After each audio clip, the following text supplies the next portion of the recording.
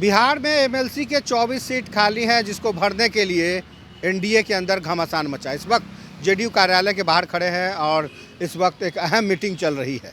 अहम मीटिंग, दरवाजे पर गार्ड आप देख सकते हैं और जो कर्मी हैं वो अंदर मीटिंग में व्यस्त है। आपको बता दें कि राष्ट्रीय अध्यक्ष, प्रदेश अध्यक्ष सहित तमाम जो जेडीयू के बड़े नेता हैं वो इस वक्त अंदर में मीटिंग कर रहे हैं और बाहर में इंतज़ार हो रहा है कि कब बाहर ये खबर आएगी कि आखिर बीजेपी ने जिस तरीके से कहा है कि 13 सीटों पर खुद चुनाव लड़ेगी, तो 11 सीटों पर आखिर जेडीयू कैसे एडजस्ट करेगी। ये बहुत बड़ा सवाल है अभी के लिए और अहम भी इसलिए क्योंकि काफ़ी रस्साकसी चल रही है।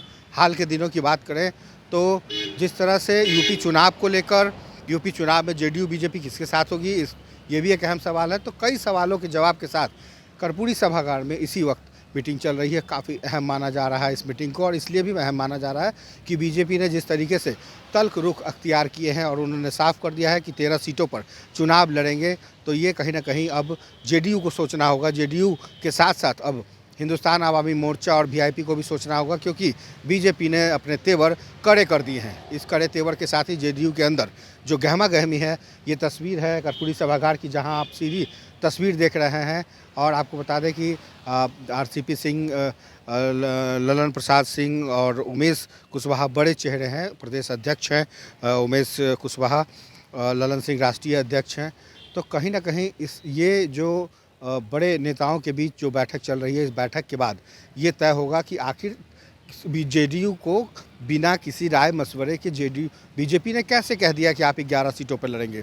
क्योंकि अब जेडीयू अपने आप को बराबर की भूमिका में देखना चाहता है और इसके साथ ही सहयोगी पार्टी को भी कुछ सीटें देकर साथ में रखना चाहता है। यानी कि अभी जो घड़ी है वो बहुत महत्वपूर्ण है बिहार की राजनीति के लिए, क्योंकि एमएलसी में यदि थोड़ा सा भी 19-20 होता है और अगर बयानों के बाद धरातल पर अगर वो चीज़ें सामने निकल के आती है तो टूट भी संभव है। इस बात से इनकार नहीं किया जा सकता और टाइम एट पर इस बात को कहने से गुरेज भी नहीं है, क्योंकि ग्राउंड रिपोर्टिंग में के आधार पर हम ये कह सकते हैं कि आने वाले कुछ दिनों के बिहार के लिए अच्छे नहीं हैं। क्योंकि हर न्यूज़ चैनल की खबर, हर न्यूज़ चैनल की निगाहें टिकी है। विपक्ष भी लगातार टकटकी लगाए रखा है कि जल्द से जल्द एनडीए के अंदर टूट हो और एक बार फिर बिहार एक नए समीकरण की तलाश में जुट जाए। क्या कुछ होगा ये कहना बहुत मुश्किल है, लेकिन इतना ज़रूर है कि आज शनिवार है और शनिवार के दिन बीजेपी के ऐलान के बाद जेडीयू के अंदर गहमागहमी शुरू हो गई है।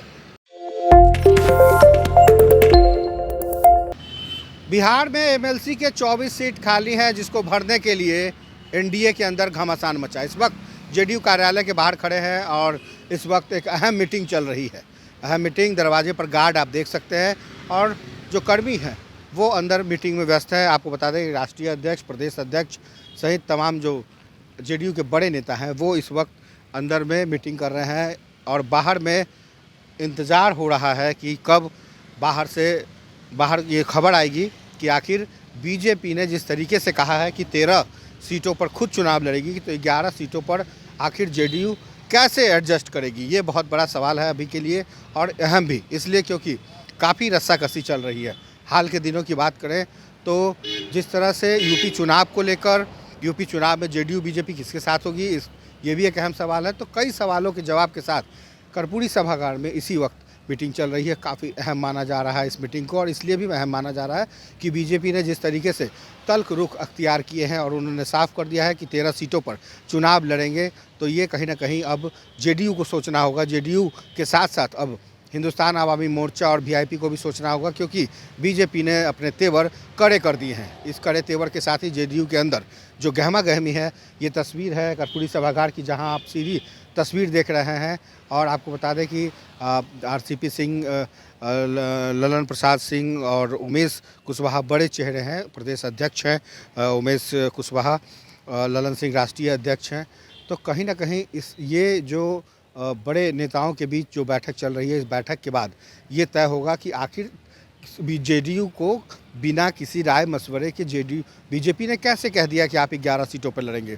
क्योंकि अब जेडीयू अपने आप को बराबर की भूमिका में देखना चाहता है और इसके साथ ही सहयोगी पार्टी को भी कुछ सीटें देकर साथ में रखना चाहता है। यानी कि अभी जो घड़ी है वो बहुत महत्वपूर्ण है बिहार की राजनीति के लिए, क्योंकि एमएलसी में यदि थोड़ा सा भी 19-20 होता है और अगर बयानों के बाद धरातल पर अगर वो चीज़ें सामने निकल के आती है तो टूट भी संभव है, इस बात से इनकार नहीं किया जा सकता।